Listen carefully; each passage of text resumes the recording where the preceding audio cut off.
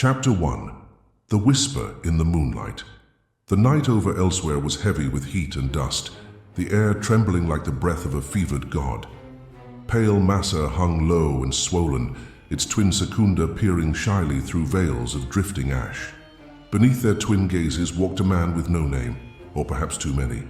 His cloak was colorless, though it shimmered like a mirage when he moved, and in his eyes danced a spark that made the moons twitch in their slow, eternal course. He came upon the sound of laughter, not the clean sort, but a desperate wheezing mirth that clung to madness. A campfire flickered in a hollow between the dunes, its smoke sweet with something stronger than moon sugar. Around it, sprawled among battered crates, sat a Khajiit with fur the shade of tarnished gold.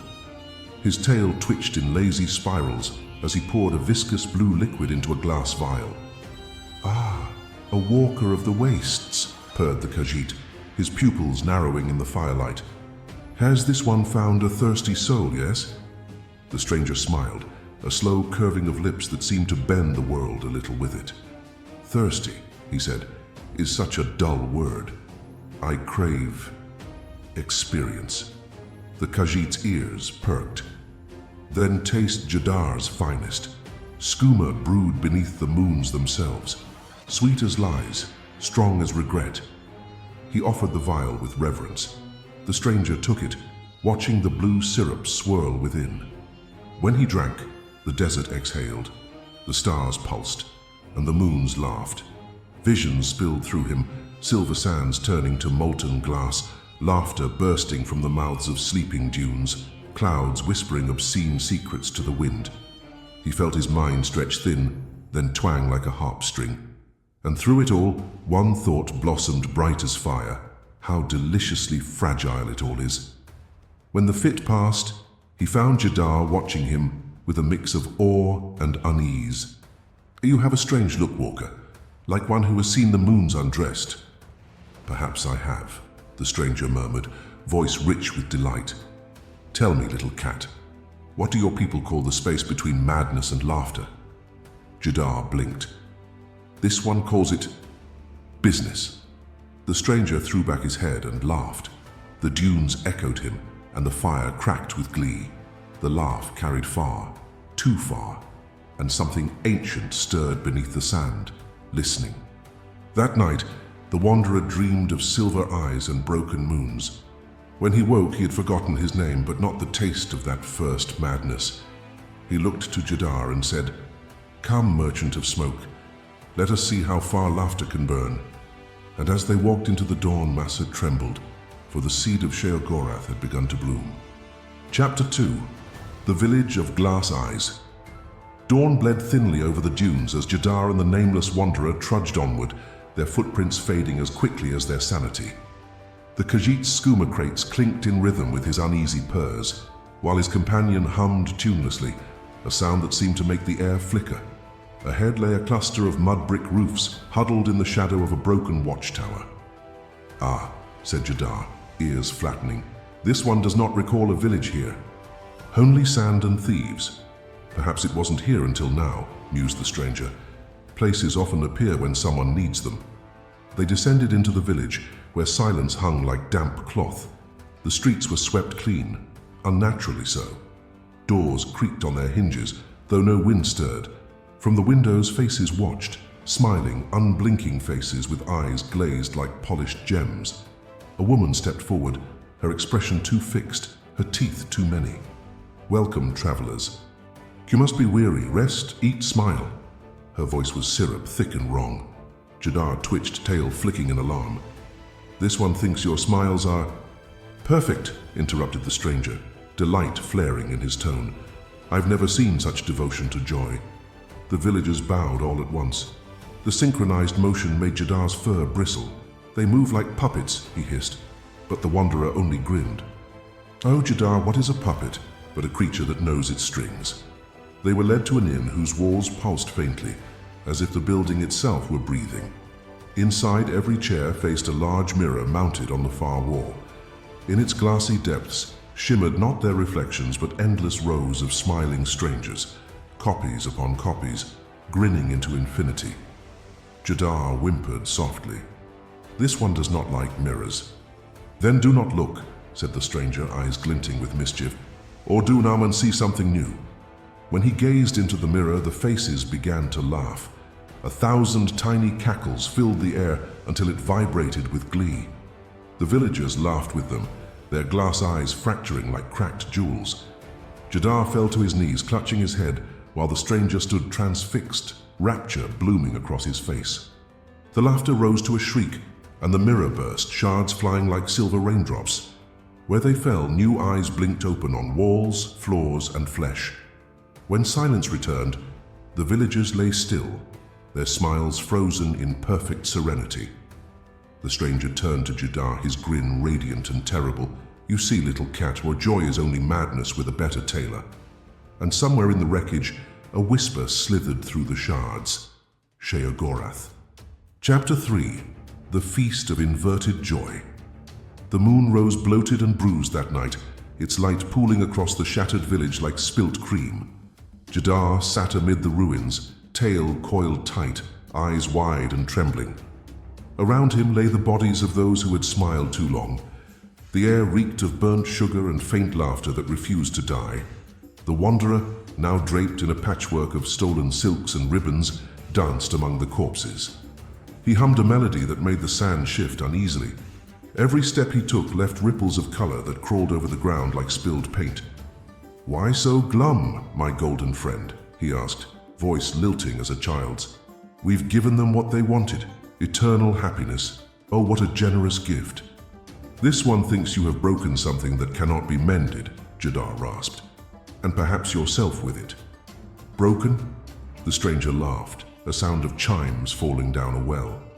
No. Merely rearranged. As if summoned by that word, the villagers' bodies began to stir, not with life but with performance. Fingers twitched, mouths split wider, and from their throats came a low, rhythmic chant. Tables rose from the sand, laden with bowls of glowing fruit and glistening meat. The feast had begun. Jadar stumbled backward, clutching his skooma flask like a holy relic. "This one will not eat." "Oh, but you must," said the wanderer, eyes fever bright. "How can one know joy without tasting its rot?" He tore into the spectral food with glee. Each bite shimmered, turning to smoke on his tongue. The villagers clapped and laughed, their mirth hollow but thunderous. The air bent with sound, and the moonlight turned crimson. Jadar could not tell when he began laughing too. His ribs ached, his throat burned, yet the laughter spilled unbidden. The stranger clapped along, tears of delight streaking his face. With each peal of mirth, cracks spidered across the world, invisible but real. The stars themselves seemed to watch, amused or afraid. At last, the laughter subsided into hiccups and sighs. The stranger stood, swaying, and whispered, "I have discovered something precious tonight. Misery dressed in laughter becomes divine, and divinity," he smirked, "should be entertaining." The wind shuddered. The villagers crumbled into ash, leaving only their grins imprinted upon the sand. Jadar looked upon the wanderer, now haloed in faint prismatic light, and trembled. "This one does not think you are a man," he whispered. The wanderer smiled, tilting his head. "No, dear Jadar, not anymore." Above them, the moons aligned for a heartbeat, and somewhere far beyond the mortal veil, the Daedra laughed for the very first time. Chapter 4. The mirror that lied dawn never came to that place again. The desert village lay buried beneath a hush too deep for wind, too dense for thought. Yet from the grey silence, two figures emerged, one draped in tatters of silk and moonlight, the other staggering beneath the weight of what he had seen. Jadar's fur had dulled to the color of dust. The skooma vials clinking at his belt were nearly empty, though the Khajiit no longer drank.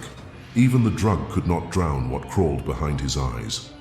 His companion, the not-man, the almost god, walked barefoot, leaving behind no footprints. Where he stepped, the sand glimmered faintly, like the surface of water. They came upon a ruin half buried in the dunes, a shrine of forgotten worship, its pillars carved with sigils that writhed if stared at too long. At its heart stood a mirror taller than a man, framed in tarnished silver, its surface still and dark as oil. The wanderer approached it with reverence, whispering, "At last." Jadar's tail lashed nervously. This one feels danger, yes. Mirrors in this place show too much. The Wanderer laughed softly. That is what they're for. He raised his hand to the surface, and it rippled, a pond touched by wind. From within, his reflection smiled first before he did. Then it stepped forward. The mirrored figure was identical save for its eyes. They were gold and bottomless, swirling with a lunatic light. Sheogorath, it said, voice echoing from everywhere and nowhere. That is your name, though you have not yet earned it. Jadar fell to his knees. This one hears two voices, both wrong. The Wanderer, Sheogorath to be, tilted his head, fascinated. So, you are the truth I've avoided? No, said the reflection. I am the lie that will set you free. With that, it pressed its palm against his, and the mirror shattered outward. A wind howled from the cracks, carrying laughter, screams, and the scent of cheese curdling in sunlight. The shards hovered around him, each reflecting a different face, a different emotion, joy, grief, malice, apathy, 1,000 selves clamoring to be real. He gasped, then laughed, then screamed all at once, the voices of mortals and Daedra entwined in his throat. The Khajiit clutched his ears and wept, for in that sound he heard eternity learning how to giggle. When silence finally returned, the mirror was gone. In its place stood Sheogorath, radiant and unhinged, his grin sharp enough to cut the world. He turned to Jadar, whose eyes were wide with terror and awe.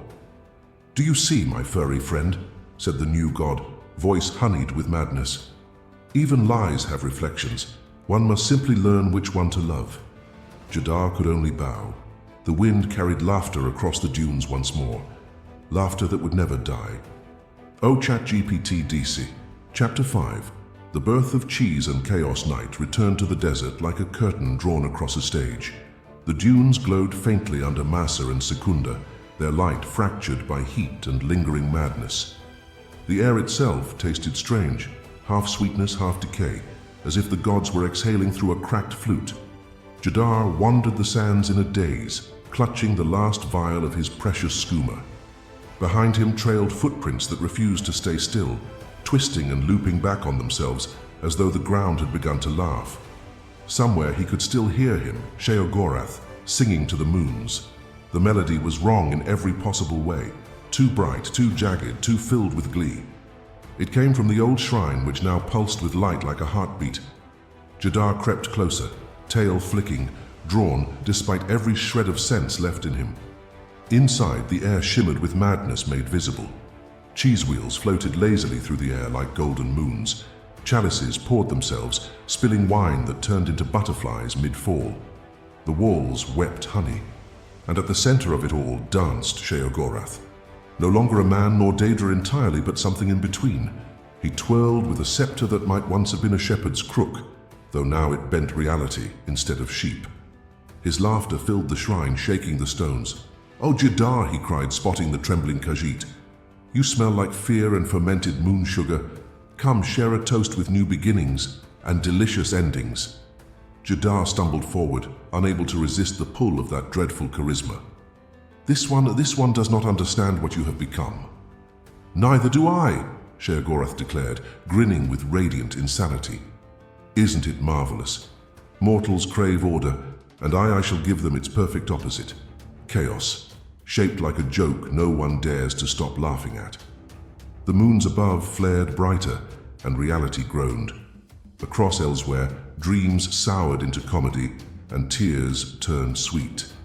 Somewhere a monk woke screaming with joy. Somewhere else a tyrant wept because his throne had become a wheel of cheese. The Khajiit dropped to his knees. "This one will tell your story," he whispered, voice trembling. "Yes, in taverns, in markets, they will speak of the moon-mad god who was born laughing." "Do that," Sheogorath purred. "Tell them that madness is only truth wearing a party hat." With that, he snapped his fingers. The shrine shattered into light, scattering fragments of laughter across the sky. For a heartbeat, Elsweyr shimmered under two moons, and a third, smaller and grinning, born of divine delirium. When Jadar awoke, he was alone in the desert, the last of his skooma gone. Yet his paws were dusted with cheese crumbs, and in the distance laughter still echoed, bright, cruel, eternal. And thus the mad moon rose, heralded not by worshippers, but by jesters, drunks, and dreamers. The world would never again be silent, for Sheogorath had found his voice, and it would never stop singing.